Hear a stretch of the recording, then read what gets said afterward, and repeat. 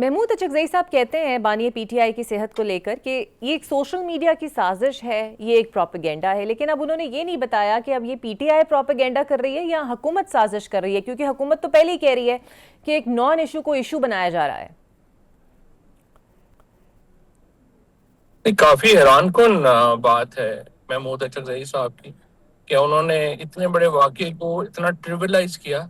यानी जो हुकूमत चाहती थी कि इस चीज को ट्रिविलाइज किया जाए और बताया जाए कि कोई मसला नहीं है, वो हुकूमत तो नहीं कर सकी, लेकिन उन्हें महमूद अचकज़ई साहब का सहारा मिल गया और उन्होंने इसको ट्रिविलाइज कर दिया, इसको छोटा कर दिया, जो बिल्कुल जाहिर है कि पीटीआई के लोगों की तो समझ से बाहर है।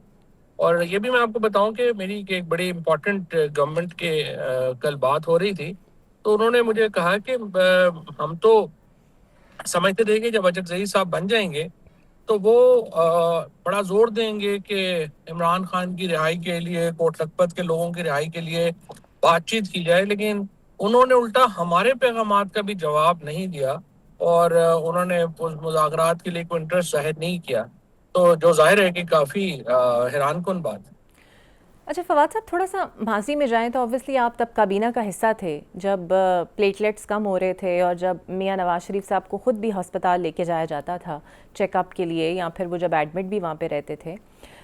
बेहतर सिचुएशन हो क्या सकती थी? क्योंकि शायद हुकूमत के जहन में ये हो कि अगर ये बात आउट हो जाए कि खान साहब को लेके जाया जा रहा है पिम्प, तो शायद लोगों का जमे गफीर जमा हो जाए, कारकुनान जमा हो जाए, मुश्किल हो जाए हुकूमत के लिए बैलेंस करना।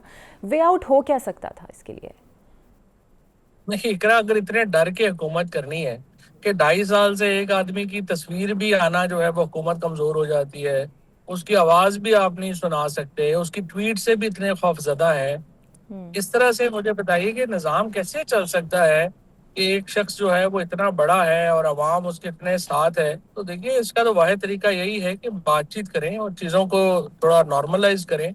वाहिद हाल यही है, बाकी ये तो कोई तमाशा नहीं है कि आप उनको हॉस्पिटल को, फैमिली को बताए बगैर आप कैसे हॉस्पिटलाइज ले गए, उनके उनको बताए बगैर आपने कैसे जो है आप जो सब लोग भी हॉस्पिटल गए होंगे, आपको मालूम है किसी भी सर्जरी से पहले सर्टिफिकेट साइन कराया जाता है कि हमें कोई एतराज नहीं है।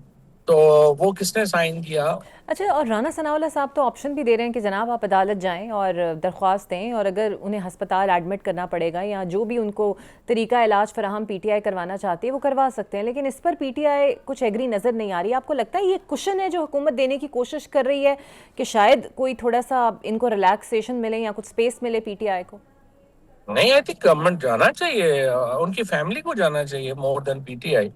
पीटीआई तो देखिए इमरान खान को बाहर निकालने में इंटरेस्टेड ही नहीं है ना। पीटीआई का तो दिल दहल जाता है जब उनको ये नजर आता है कि इमरान खान बाहर आ रहे हैं। और खान साहब ने खुद भी तो इतनी बड़ी गलती की कि ऐसे सारे जो हैं वो ब्राइलर किस्म की जो है उन्होंने लीडरशिप लगा दी है, जो इस खौफ का शिकार है कि इमरान खान जेल में आएंगे तो जेल से निकलेंगे तो हमारा क्या बनेगा। सो इसलिए उनकी फैमिली को चाहिए, लीमा बीबी को चाहिए कि वो इस एप्लीकेशन मूव करें, उन्हें शौकत खानम में जो है वो शिफ्ट कराने की। उनकी सेहत से आगे तो कोई चीज नहीं है ना। और अब जबकि हुकूमत भी ये मान रही है कि उनकी सर्जरी हुई है, तो आई थिंक उनको, अलीमा बीबी को और उनकी बहनों को चाहिए, उनका फर्ज है कि वो अदालत में जाए, इमरान खान की जो हॉस्पिटल मुंतकली है उसके लिए बात करें। अच्छा फवाद साहब, शेख वकास अकरम, आप जानते हैं कल उनकी एक ऑडियो लीक हुई और वो तो कह रहे थे कि जनाब वज़ीर आला को चाहिए था अपने 90 अरकान साथ लेके जाते अगर एहतजाज में शिरकत करनी थी। यहाँ से ये बात तो साफ हो गई, और आप अक्सर कहते हैं कि there is a clear division in PTI. तो इस डिवीजन के साथ जब शेख वकास भी तनकीद वज़ीर आला पे कर रहे हैं, दड़ाड़े बहुत ज़्यादा हैं, तो ये 8 फरवरी को होगा क्या आपकी नज़र में? नहीं, वो वकास की तो कोई हैसियत नहीं है। टू बी फेयर विद, जो आप देखिए कि जो कुछ भी करना है वो तो सोहेल आफरीदी ने करना है। सोहेल आफरीदी जो है वो तो जेन्युइन पीटीआई का आदमी है, आईएसएफ से उसका राइज हुआ है। वकास तो इधर उधर से जो है वो आप समझिए कि एक वही ब्रायलर मुर्गी है, जिसकी तरह मैंने जैसा कहा कि पीटीआई के पास चूंकि एक हादसे के नतीजे में एक लीडरशिप ने जन्म लिया जिनकी अपनी कोई हैसियत नहीं है। शेख वकास, सलमान राजा वगैरह तो उन लोगों में है, लेकिन सोहेल अफरीदी जो है उसकी तो हैसियत डिफरेंट है। उसको नहीं फर्क पड़ेगा। एंड मैं आपको बताऊं, ये भी हुकूमत बड़ी गलती कर रही है ये समझ के कि ये 8 फरवरी कुछ नहीं होगा और लोग नहीं निकलेंगे, कुछ नहीं होगा। ये मोमेंटम क्लियरली बन रहा है, और तीरा के बाद जो हालात बने हैं उनमें, तीरा के बाद जो हालात बने हैं बिल्कुल वाजे है कि मोमेंटम बन जाएगा। और 8 फरवरी को हुकूमत को बड़ी मुसीबत पड़ेगी।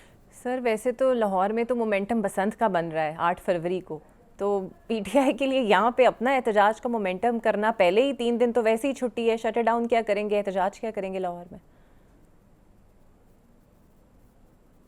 देखिए, मसला लाहौर नहीं है, शायद मसला तो केपी है और इस्लामाबाद है। और लाहौर में भी जाहिर है कि अगर 804 के और इमरान खान की तस्वीरों के ऊपर पूरा लाहौर रंगीन हो गया तो फिर हुकूमत क्या करेगी? क्योंकि लोग तो लाहौर के भी इमरान खान के साथ हैं, किसी और के साथ तो है नहीं। तो सर ये जो वादी तीरा वाले ब्लेम गेम का सिलसिला शुरू हुआ, सुहेल आफरीदी साहब आप कह रहे हैं, आपको लगता है is he moving in the same direction? Because वफाकी हुकूमत नाला है वज़ीर आला केपी पे वादी तीरा के प्रोपेगेंडे को लेकर, और सिर्फ हुकूमत नहीं बल्कि आप जानते हैं इस्टेब्लिशमेंट भी खुश नहीं है, और फिर केपी हुकूमत तीरा के लोगों को ओन भी नहीं कर रही। नहीं, खुश नहीं है, लेकिन उसका प्रॉब्लम यह है कि हुकूमत ने कोई नैरेटिव बनाने की हमेशा की तरह कोई उनकी अपनी सलाहियत का इजहार नहीं किया है। और अनफॉर्चुनेटली जो सिचुएशन है that is going worse and worse, उसमें जो सोहेल अफरीदी के साथ, इसको सोहेल अफरीदी को छोड़ दें, मतलब आज इसको तारड़ साहब को, अता तारड़ साहब को और ख्वाजा आसफ साहब को, जिनका मुझे बड़ा एहतराम है ज़ाती तौर के ऊपर, लेकिन आप मुझे बताइए क्या उन्हें तीरा पे एक प्रेस कॉन्फ्रेंस करनी चाहिए? क्या हम ये को पाकिस्तान की खिदमत कर रहे हैं इस तरह से करके? तो आई डोंट नो कि इन्होंने क्यों इस तरह से इसको जो है वो एक गलत रंग दे रहे हैं। और फिर I think it needs lots of considerations. ये बहुत ही कॉम्प्लेक्स इशू है।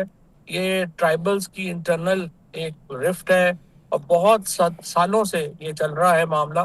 कोई 6 महीने में ये हल नहीं होना और हमें उसको, उसका पॉलिटिकल एंगल जो है उसको बिल्कुल इग्नोर नहीं करना चाहिए। आप पीटीआई को भूल जाएं। क्या जेयूआई आपके साथ इस ऑपरेशन के ऊपर है? Answer is no. क्या एएनपी आपका साथ दे रही है? Answer is no. क्या पीटीएम साथ है? Answer is no. सो कोई स्टेक होल्डर तो केपी का आपको इस पे मनाना पड़ेगा ना, उसको अपनी जो भी पॉलिसी आप बनाए। बिल्कुल सही। और डेडलॉक के खात्मे और डायलॉग का रास्ता खोलने के लिए आपने बड़ी कोशिशें की, और आपके साथ कुछ और लोग भी शामिल थे। उस कैंप में मुकम्मल खामोशी है, कुछ हो रहा है उसके अंदर, या अभी भी आप कुछ बैकडोर तरीके से कोई रास्ता निकालने की कोशिश कर रहे हैं? हम कोशिश कर रहे हैं। कल भी बड़ी डिटेल बात हुई इनफॉर्मल हुकूमत के अहम लोगों के साथ, और कोशिश यही है। मैं तो यही कह रहा हूँ कि 8 फरवरी से पहले इन मामलात के ऊपर आपको आगे बढ़ना चाहिए, वरना तलखी इतनी बढ़ गई तो फिर उसको कैसे जो है वो हम उसको जो है वो काम करेंगे। So that needs to be fairly clear कि आपको जो है वो ये चीज़ें जो है करनी पड़ेंगी।